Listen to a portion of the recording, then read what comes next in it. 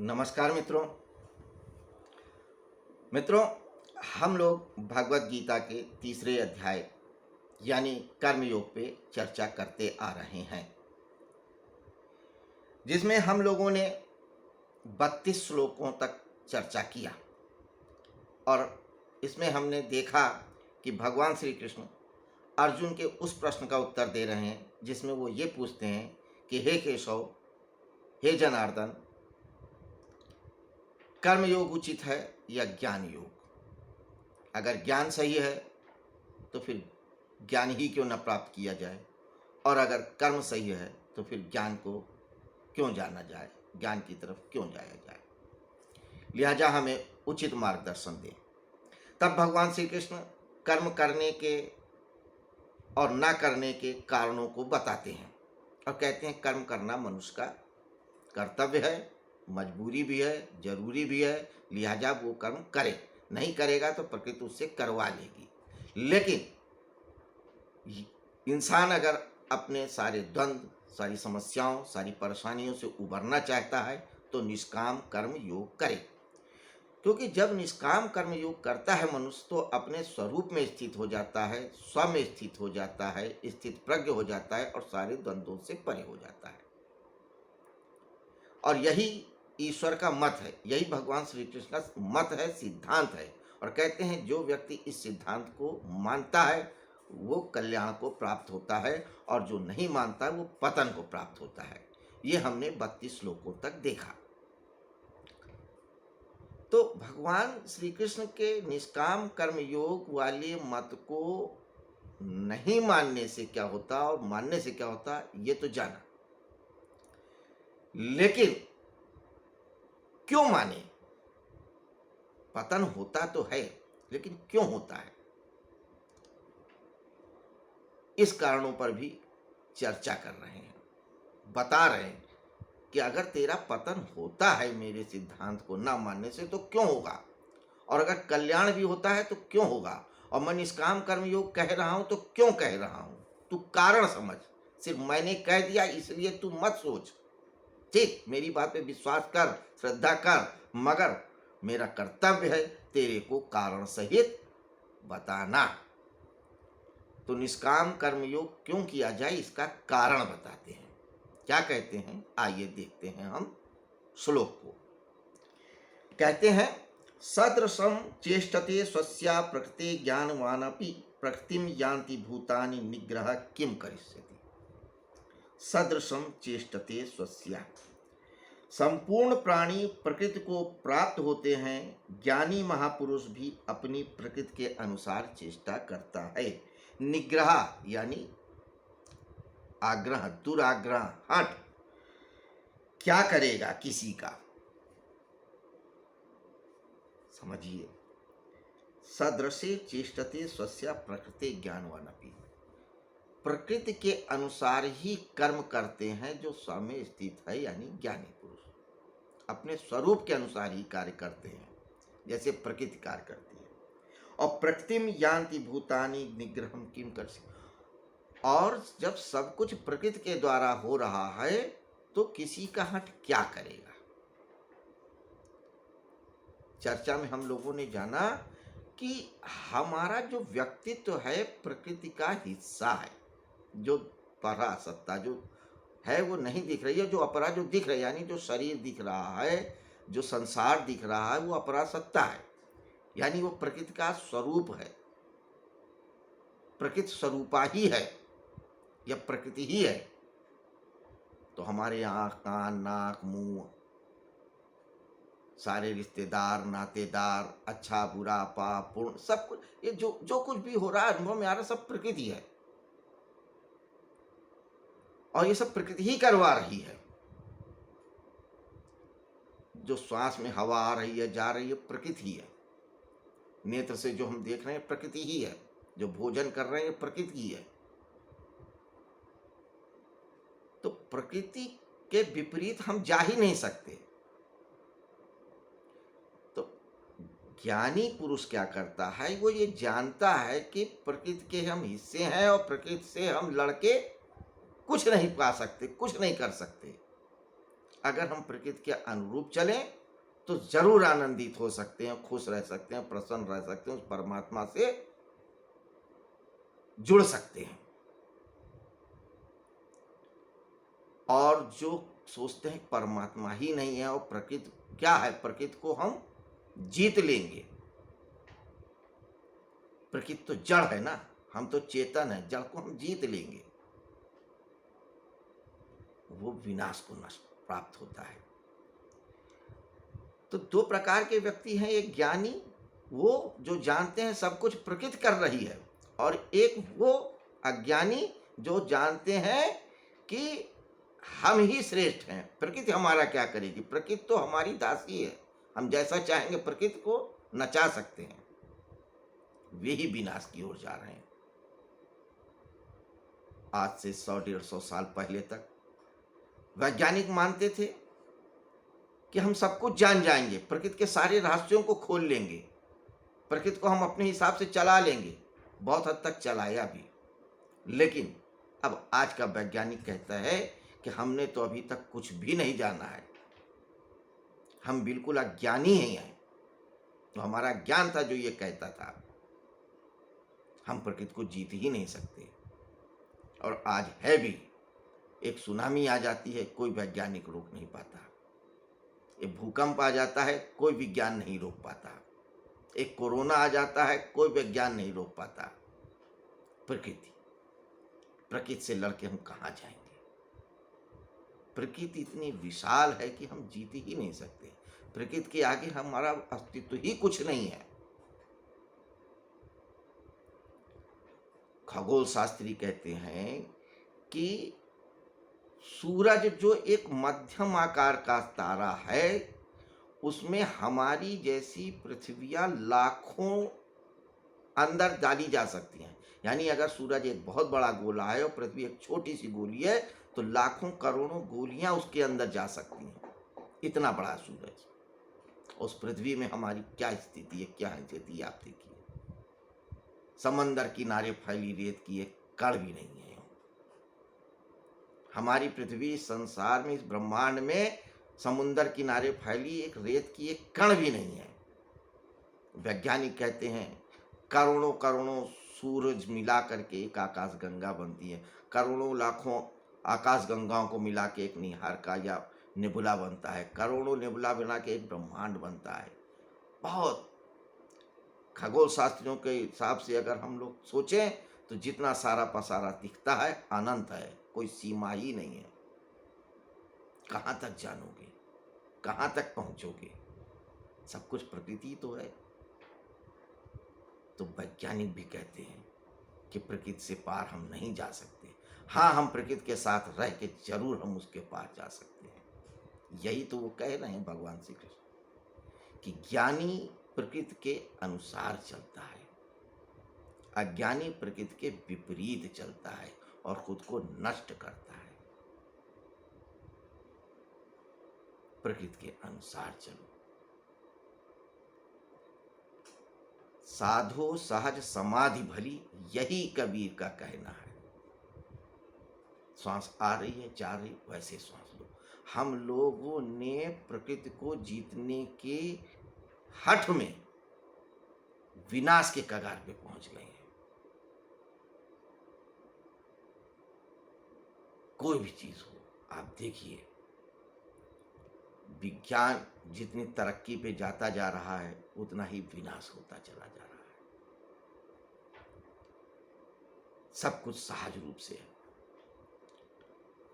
एक पुस्तक में मैं पढ़ रहा था, उसमें ये लिखा था कि एक छोटे से गांव में बहुत सारे मच्छर थे, मलेरिया से हो जाता था, लोग मर जाते थे। वैज्ञानिक गए, उन्होंने कहा नहीं, हम कीटनाशक डाल देते हैं, मच्छर मर जाएंगे। किसी बुजुर्ग ने कहा नहीं नहीं, रहने दो, मच्छर मरते हैं, आते हैं, आने दो, लोग मरते हैं, मरने दो, 100-200 मरेंगे, फिर ठीक हो जाएंगे। वैज्ञानिकों ने कहा नहीं, हम दवाई डालेंगे। दवाई डाली, मच्छर तो मर गए, लेकिन फिर चूहे बढ़ गए। चूहे बढ़ गए, एक नई समस्या हो गई, उससे दूसरे रोग फैल गए। अब फिर समस्या आई, अब चूहों के लिए क्या करा जाए? तो उस गांव के बुजुर्ग ने कहा, नहीं अब आप कुछ मत करिए। उन्होंने क्या किया, दूसरे गांव से बिल्ली लेके आए, छोड़ दिया, चूहे मर गए, फिर मच्छर आ गए, फिर वातावरण वैसा हो गया। सहज, प्रकृति के अनुसार जियो। हम अपने दैनिक जीवन में भी प्रकृति के, अपनी प्रकृति यानी अपने स्वाभाविक रूप से नहीं जीते हैं। एक छोटा बच्चा है, 2 दिन का बच्चा है, 1 घंटे का ही बच्चा है, वह दूध पीता है, माँ का पीता है। जैसे ही उसका पेट भरता है, वह गोद से बाहर निकल आता है, मुंह बाहर कर देता है, फिर कितना भी पिलाओ नहीं पीता। छोटे बच्चे को कितना भी खिलाओ वो नहीं खाता, 1 चम्मच नहीं खाता है। जैसे ही पेट भरता है, उसे मालूम है कि मेरा पेट कब भर गया। एक एक ग्रास का उसको पता है। आपको अच्छा लगता है, आप 2 रोटी और खा जाते हो। खाना अच्छा नहीं लगता, 2 रोटी और कम कर देते हो। आपको पता ही नहीं कि आपकी भूख कितनी है। अगर आपसे आदत डाली है 4 रोटी की, तो 4 रोटी में लगेगा शरीर भर गया, पेट भर गया, पता ही नहीं है। एक बच्चा है, श्वास लेता है, नाभि से श्वास लेता है। नाभि शरीर का केंद्र है, अपने केंद्र से श्वास लेता है। हम और आप श्वास लेते हैं तो केंद्र तक जाता ही नहीं, नाभि तक जाती ही नहीं, सीने तक, फेफड़े तक भी नहीं आती। अब तो नाक में अंदर भी नहीं जाती, बाहर से ही निकल जाती आधे रास्ते से। इतने आलसी हो गए, श्वास भी नहीं ले पाते प्रकृति के अनुसार। तो मनुष्य ने अपना जीवन द्वंद्व में, समस्याओं में इसीलिए डाल दिया क्योंकि वह सहज रूप से नहीं जीना चाहता, नहीं जी रहा है, हठ से जी रहा है। और मनुष्य के सिवा सारा संसार सहज रूप से है। पेड़ पौधे अपनी सहजता में फलते हैं, फूलते हैं, बड़े होते हैं। सूरज अपनी उसी सहज गति से निकलता है, डूबता है, उगता है। चंद्रमा भी उसी सहज गति से हैं, नदियां भी उसी सहज गति से हैं। नदियां भी जब तबाही लाती हैं, तब जब उन पे बांध बना दिया जाता है, उनको रोक दिया जाता है, उनको सुखा दिया जाता है, तब तबाही लाती है। सहजता में नहीं आती, आई भी तो बहुत थोड़ी सी, फिर ठीक हो जाता है। हठ, तो वही कह रहे हैं कि भूतान निग्रह किम करस्यति, हठ मनुष्य का क्या करेगा, आपको नष्ट ही करेगा। इसलिए हठ मत करो अर्जुन, तुम्हारी जो प्रकृति है उसी के अनुसार कर्म करो। अगर तुम्हारी प्रकृति युद्ध करने की है तो तू युद्ध कर। तेरी प्रवृत्ति ज्ञान बांचने की नहीं है, तो ज्ञानियों जैसी बात मत कर कि ये पाप होगा, ये पुण्य होगा, ये अच्छा है, ये बुरा है, मत कर।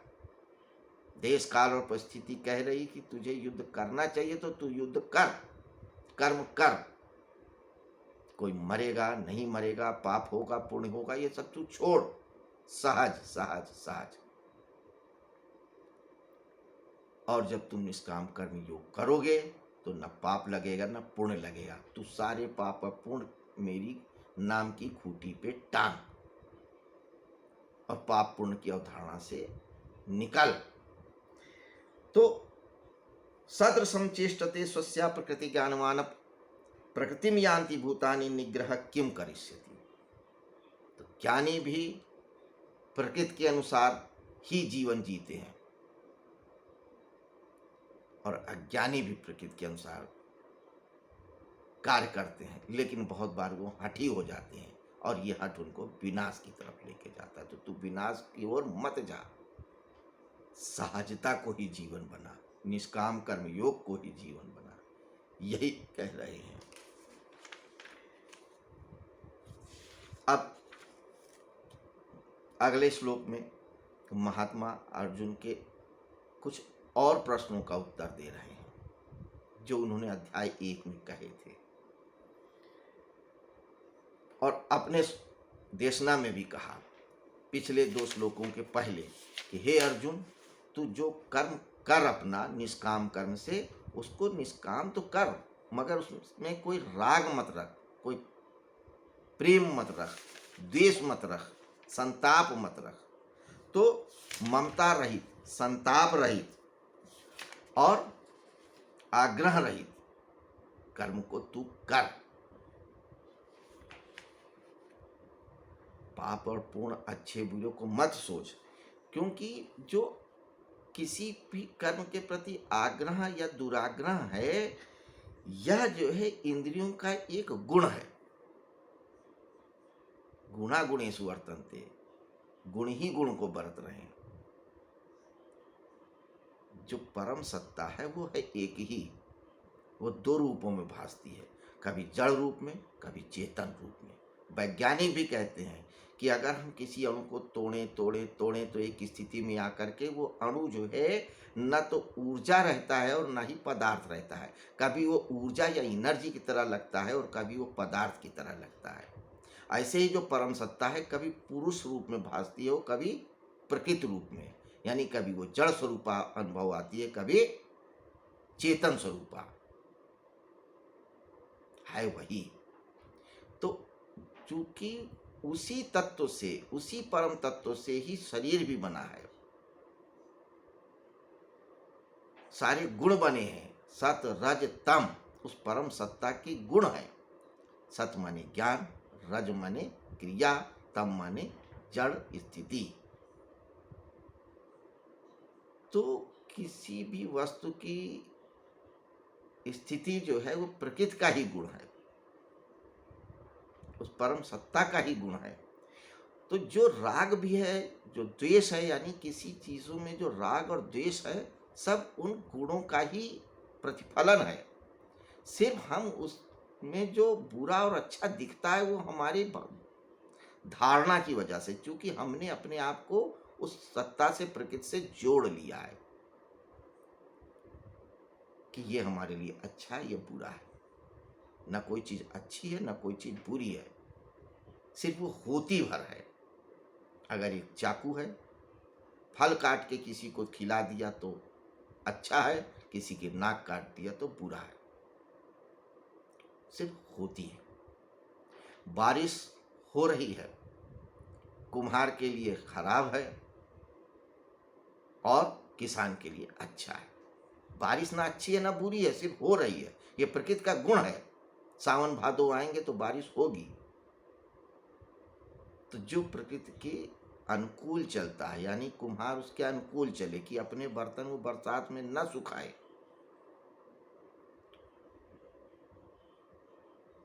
तो खुश रहेगा। तो प्रकृति के अनुकूल चलो, किसी का आग्रह हट कुछ नहीं करेगा। और ये जो राग और द्वेष, किसी चीज के प्रति जो आपका राग है यानी लगाव है और किसी के प्रति विराग है, वो भी इस इंद्रियों के गुण को ही जान। सिर्फ भासते इसलिए कि हमने उनके साथ तादात्म्य कर लिया है, वास्तव में अच्छे या बुरे नहीं होते हैं। तर्योन वशमागच्छेतो ह्यास परिपंथो, इंद्रियों के अर्थ में राग और द्वेष व्यवस्था के अनुकूलता और प्रतिकूलता में स्थिति है। व्यवस्था की अनुकूलता और प्रतिकूलता में है। उन दोनों के वश में नहीं होना चाहिए, क्योंकि दोनों ही इसके परमार्थिक मार्ग में विघ्न डालने वाले हैं। तो जो आज अच्छा दिख रहा है वो हो सकता है कल बुरा हो जाए, और जो कल बुरा है वो आज परसों अच्छा हो जाए। आज जाड़ा है तो कल गर्मी होगी, कल गर्मी है तो फिर परसों बरसात होगी, फिर जाड़ा गर्मी बरसात होगी। आज दुख है तो फिर कल सुख होगा, सुख है तो दुख होगा। ये चलता रहना है, ये प्रकृति का परिवर्तन का गुण है, ये चलेगा। एक मनुष्य, एक बालक पैदा होता है, जवान होता है, प्रौढ़ होता है, बूढ़ा होता है, मृत्यु को प्राप्त होता है, फिर जन्म लेता है। ये क्रम है, ये चलता रहता है। हमें उसको सहजता से लेना है, तो ही हम उस सत्य से जुड़ पाएंगे, उस सत्य को समझ पाएंगे। और इसके बाद 35वां श्लोक आता है, जो इस कर्मयोग का अंतिम श्लोक है, जिष्ट है। सब कुछ तीसरे श्लोक से 34वें श्लोक तक जो भी समझाया है, जो भी बताया है, उसको समप करके 35वें श्लोक में भगवान श्री कृष्ण उनको आज्ञा देते हैं और बताते हैं कि हे अर्जुन, क्या करना चाहिए और क्या नहीं करना चाहिए। क्योंकि जब गुण ही गुण में बरत रहे हैं, सतरज तम ही अपने तरीके से व्यक्ति को चला रहे हैं, जिला रहे हैं, मार रहे हैं, स्थित कर रहे हैं, तो तेरे को क्या करना चाहिए। ये सारे कर्मयोग यानी अध्याय 3 का समप है, सार है 35वां श्लोक। तो इसी 35वें श्लोक पे हम कल चर्चा करेंगे थोड़ा विस्तार से। लेकिन तब तक के लिए हम आपसे आज्ञा चाहेंगे। आज के लिए इतना ही। नमस्कार।